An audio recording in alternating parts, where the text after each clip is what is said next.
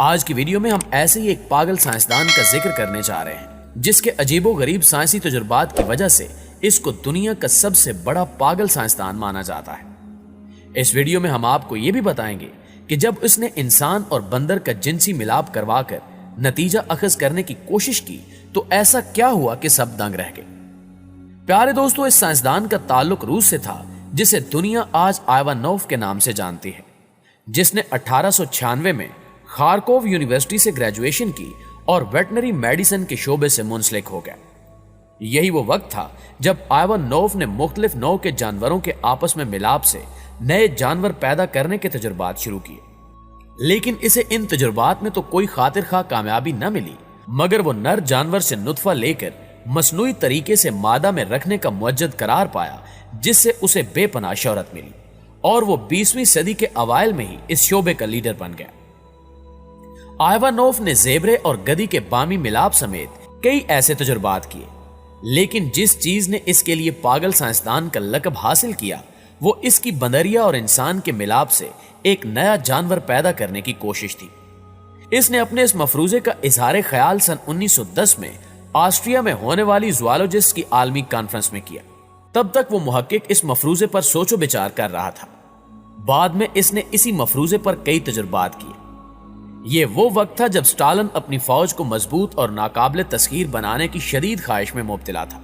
لہٰذا اسے آئیوانوف کے اس مفروضے نے خاصا متاثر کیا کہ انسان اور بندریا کے ملاپ سے انتہائی مضبوط، پھرتیلے اور خونخوار فوجیوں پر مشتمل فوج بنائی جا سکتی ہے۔ اس نے 1924 میں آئیوانوف سے رابطہ کیا اور اس سے کہا کہ میں ایک ایسا نیا ناقابل شکست انسان بنانا چاہتا ہوں جسے تکلیف کا احساس نہ ہو، جو مزاحمت کرنے والا ہو اور ہم جس طرح کا کھانا کھاتے ہیں وہ اس سے مختلف چیزیں کھاتا ہو۔ آئیوانوف کو شاید اسی دن کا انتظار تھا۔ اس نے بغیر وقت ضائع کیے تجربات شروع کر دیے اور اس مقصد کے لیے وہ مغربی افریقہ چلا گیا، جبکہ اس کام کے لیے اسے سائنس کے مختلف اداروں کی طرف سے بھاری چندہ بھی دیا گیا اور روسی سائنس اکیڈمی نے اسے 10,000 امریکی ڈالرز کے فنڈ دیے۔ سب سے پہلے اس نے انسان کا نطفہ چمپینزی میں رکھ کر اسے حاملہ کرنے کا تجربہ کیا اور بعد میں اس نے بندریا پر بھی ایسے ہی تجربات کیے اور پھر ایک مخصوص وقت تک اس بندریا کی خصوصی حفاظت کی گئی، اور اس کے بعد دنیا نے دیکھا کہ اس تجربے کے نتیجے میں ایک عجیب و غریب مخلوق پیدا ہوئی جسے آدھا انسان اور آدھے بندر کا نام دیا گیا، لیکن دیکھنے میں یہ بظاہر بہت کمزور تھی اور جس مقصد کے لیے اس کی تخلیق کی گئی تھی اس کے لیے انتہائی طاقتور مخلوق کی ضرورت تھی، لہٰذا یہ تجربہ ناکام سمجھا گیا اور پھر دوبارہ سے 3 سال کی تیاری کرنے کے بعد اس خوفناک تجربے کا آغاز کیا گیا اور ملاپ کا عمل دہرایا گیا۔ آخر کار یہ تجربہ کسی حد تک کامیاب ہو گیا اور بندریا کے جسم سے ایک ایسی مخلوق کا جنم ہوا جو انتہائی خونخوار اور اپنے مالک کی طرح پاگل تھی۔ یہی وجہ تھی کہ اس ملاپ کے نتیجے میں پیدا ہونے والی یہ مخلوق انسانوں کی ہی دشمن بن گئی۔ صرف یہی نہیں بلکہ یہاں تک بھی کہا جاتا ہے کہ 2 مرتبہ خود آئیوانوف بھی اس کے ہاتھوں مرتا بچا، جس کے بعد اس نے اس مخلوق کو اپنے لیے خطرہ سمجھتے ہوئے اپنے ہی ہاتھوں سے ختم کر دیا۔ دوستو، آپ کو یہاں یہ بھی بتاتے چلیں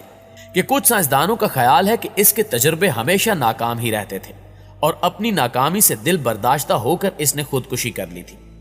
یہی وجہ ہے کہ آج بھی آئیوانوف کو پاگل سائنسدان کہا جاتا ہے۔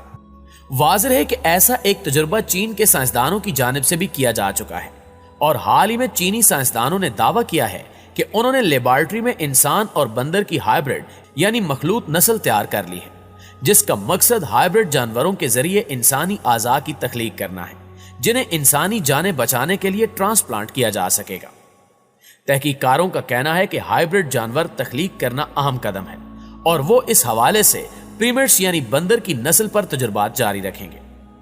بندر اور انسانی ہائبرڈ کی تخلیق کی تحقیق میں شامل ٹیم کا کہنا ہے کہ انہوں نے بندر کے ایمبریو میں انسانی سٹیم سیلز داخل کیے تاکہ انسانی ٹیشوز بنائے جا سکیں، تاہم اس تجربے کو اس وقت روک دیا گیا جب یہ مخلوط ایمبریو ایک بچے میں تبدیل ہو کر جنم لینے کے قریب پہنچ چکا تھا۔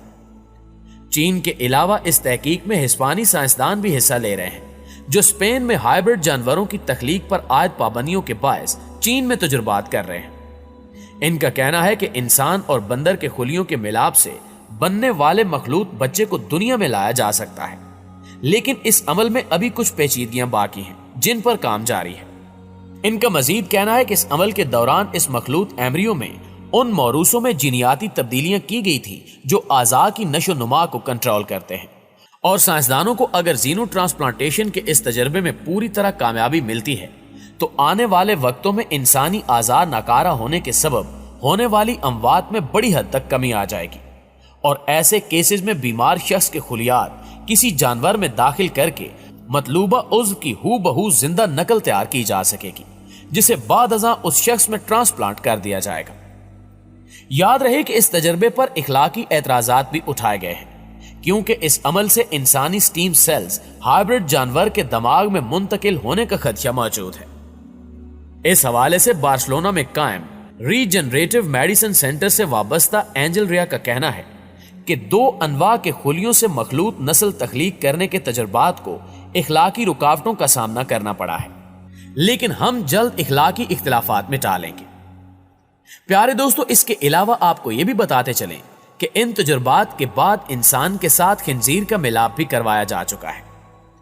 نیشنل جیوگرافک کی رپورٹ کے مطابق اس تجربے کی کامیابی کا اعلان سائنسدانوں کی طرف سے چند روز قبل کیا گیا، اور سائنسدانوں کا کہنا ہے کہ ہماری تحقیق سے ثابت ہو چکا ہے کہ انسانی خلیوں کا غیر انسانی خلیوں کے ساتھ بھی ملاپ کروایا جا سکتا ہے، اور اس سے پیدا ہونے والا عضو مادہ جانور کے پیٹ میں زندہ بھی رہ سکتا ہے۔